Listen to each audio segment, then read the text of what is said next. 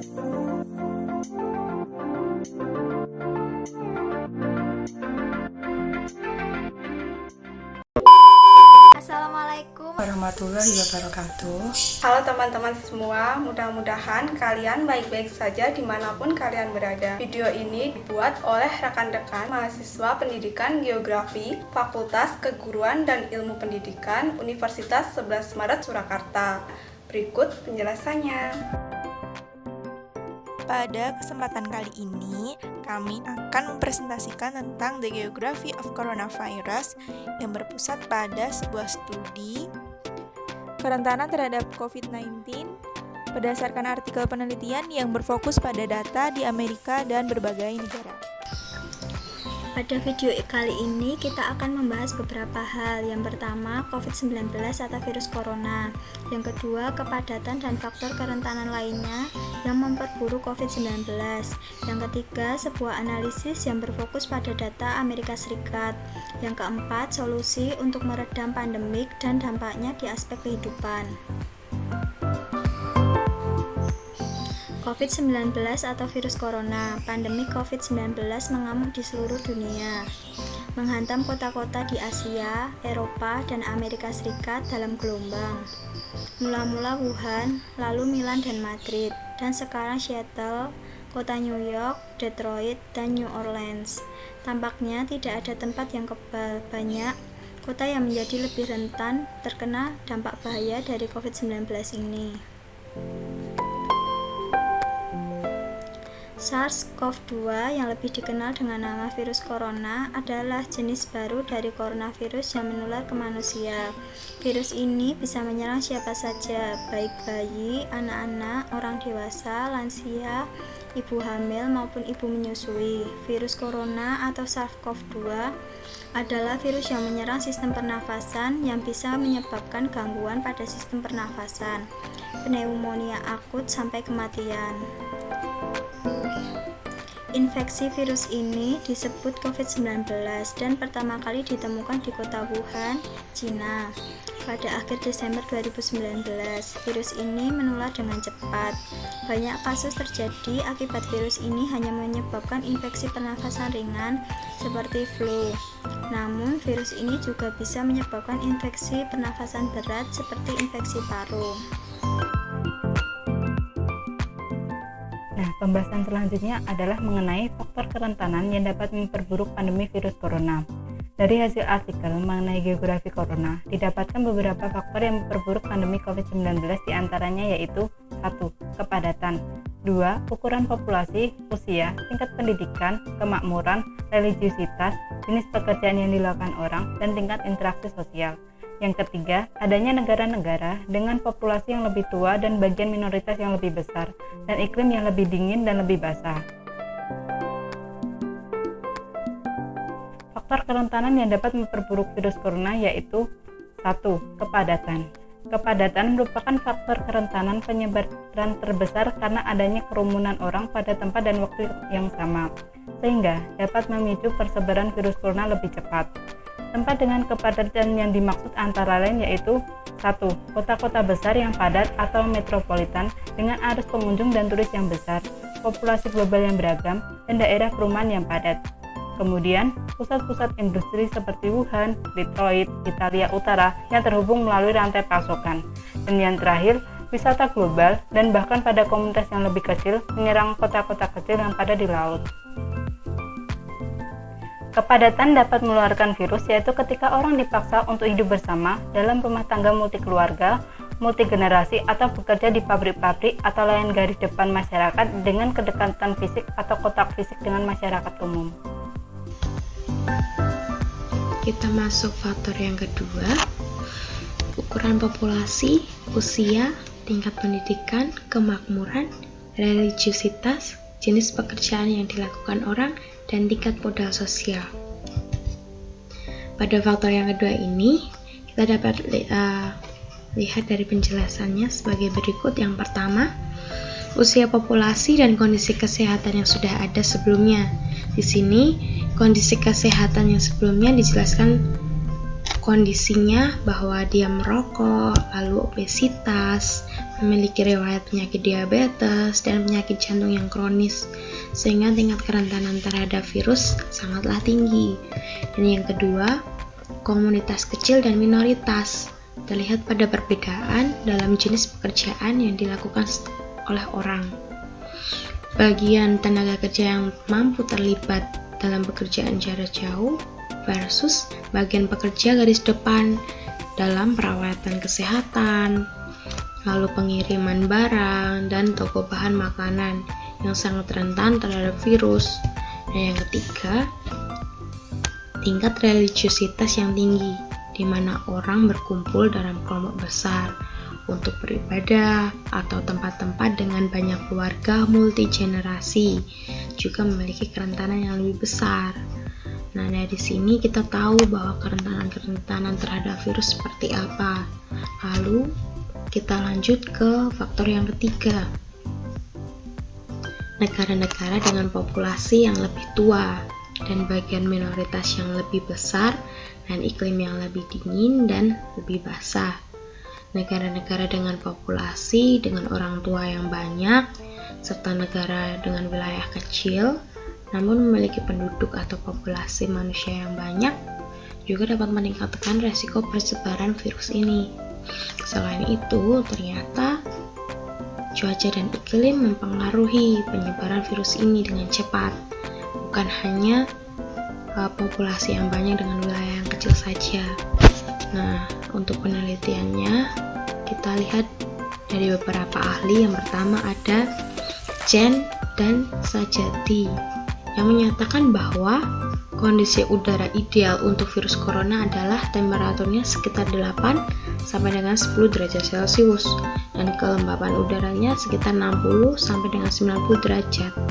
Artinya, dalam lingkungan yang terbuka yang memiliki suhu dan kelembapan yang tinggi merupakan kondisi lingkungan yang tidak cocok untuk virus corona ini.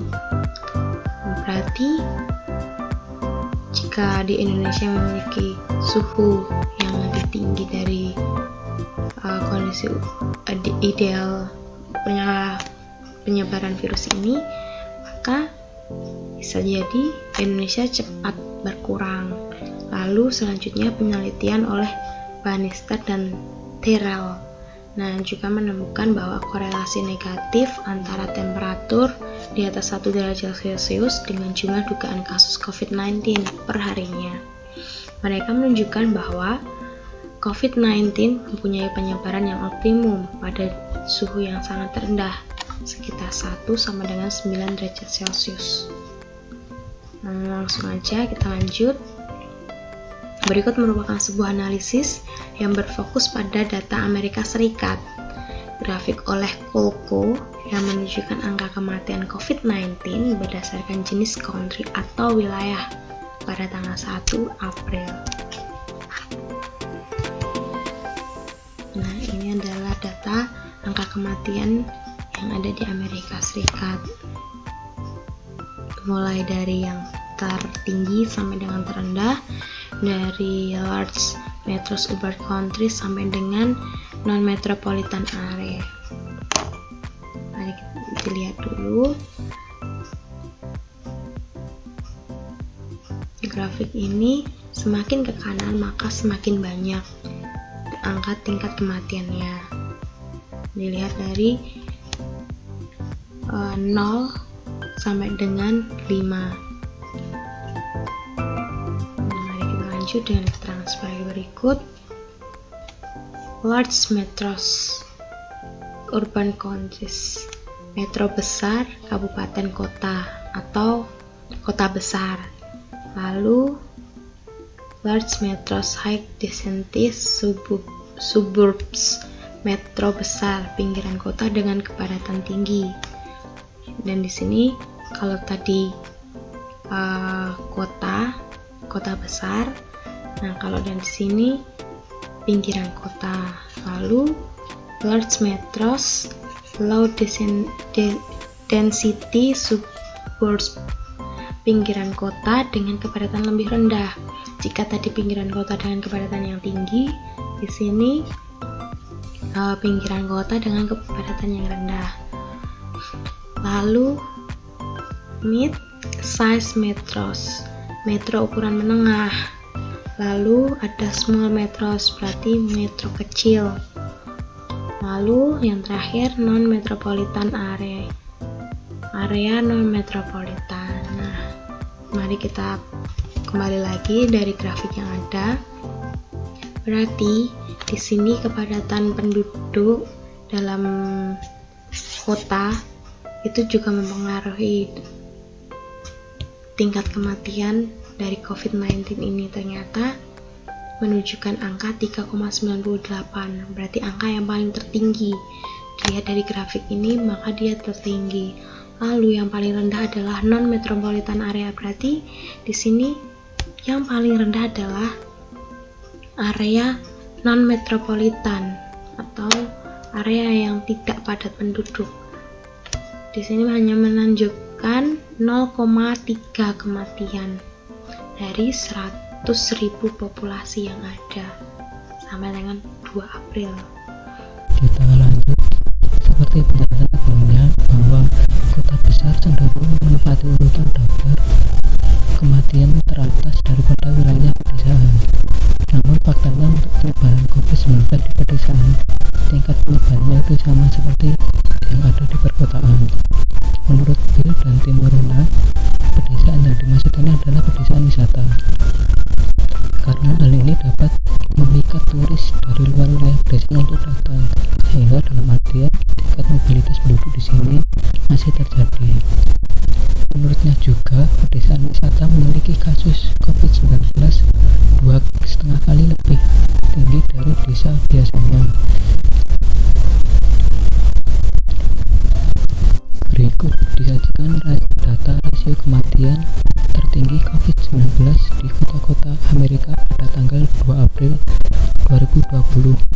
Dari 10 kota yang disajikan bisa dilihat data tingkat rasio kematian per 100.000 populasi. Namun perlu digarisbawahi, tidak hanya melihat kepadatan, melainkan juga melihat kondisi kesehatan masyarakat. Salah satu contohnya adalah kebiasaan masyarakat yang merokok atau mabuk-mabukan, atau bisa juga melihat tentang daftar riwayat penyakit penduduk kota tersebut. Di Amerika, bukan kepadatan yang membuat kota menjadi rentan, tetapi jenis kepadatan dan dampaknya terhadap pekerjaan dan kehidupan sehari-hari. Jenis kepadatan yang dimaksud di sini adalah kepadatan yang menularkan virus dan kepadatan yang tidak menularkan virus.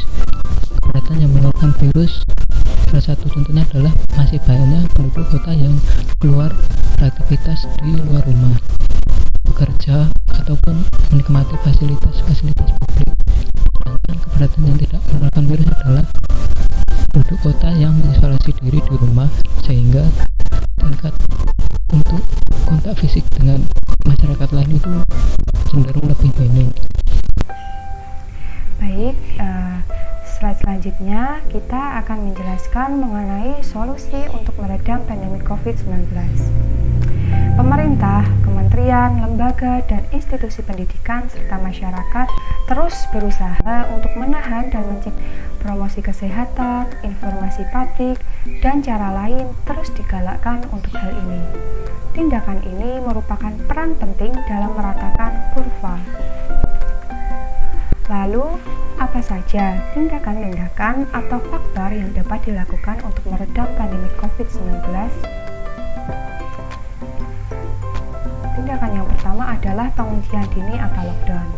Jadi, lockdown ini merupakan langkah yang dilakukan untuk memutus mata rantai penyebaran virus COVID-19.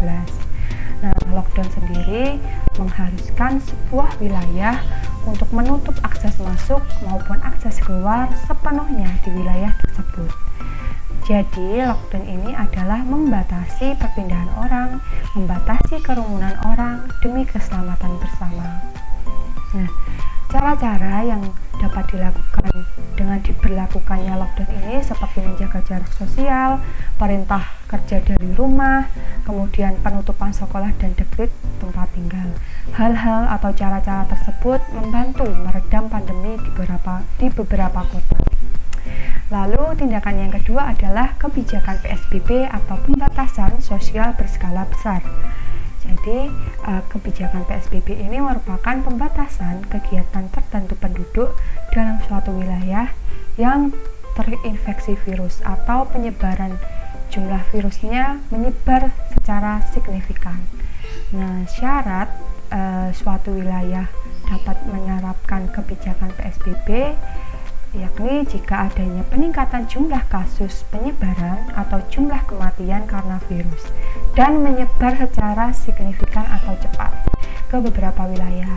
Kemudian syarat yang kedua adalah terdapat kaitan epidemiologis dengan kegiatan serupa di wilayah atau negara lain.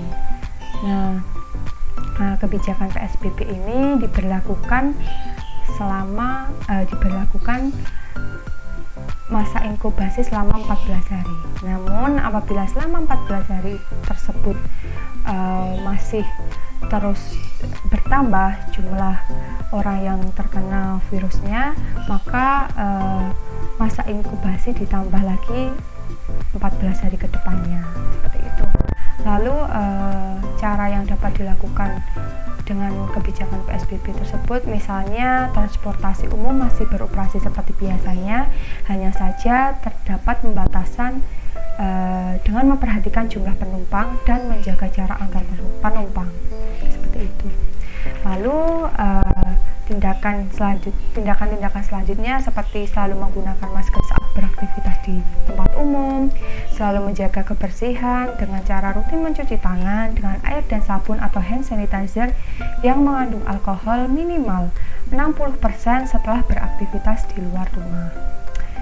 Kemudian ada lagi, jangan menyentuh mata, mulut, dan hidung sebelum mencuci tangan, serta hindari kontak dengan penderita atau orang yang dicurigai menderita COVID-19. Saran ahli demografi Livingston menyarankan sebaliknya, jika kita juga dapat menemukan bahwa beberapa hal yang dikritik orang-orang di kota seperti tidak memiliki anak, relatif sedikit anak-anak dan keluarga tingkat rendah dengan anak-anak, dengan alasan sederhana bahwa anak-anak dapat menjadi vektor bagi penyebaran penyakit. Jadi beberapa faktor atau tindakan yang telah dijelaskan dapat membantu menjelaskan mengapa San Francisco, yang merupakan tempat terpadat kedua di Amerika Serikat setelah New York City, berhasil dalam meratakan kurva. Hal itu dikarenakan San Francisco mengambil langkah penguncian lebih awal. Kemudian dampak pandemi COVID-19 pada geografi dan kota-kota dapat terlihat dari adanya kesenjangan ekonomi dan geografis saat ini.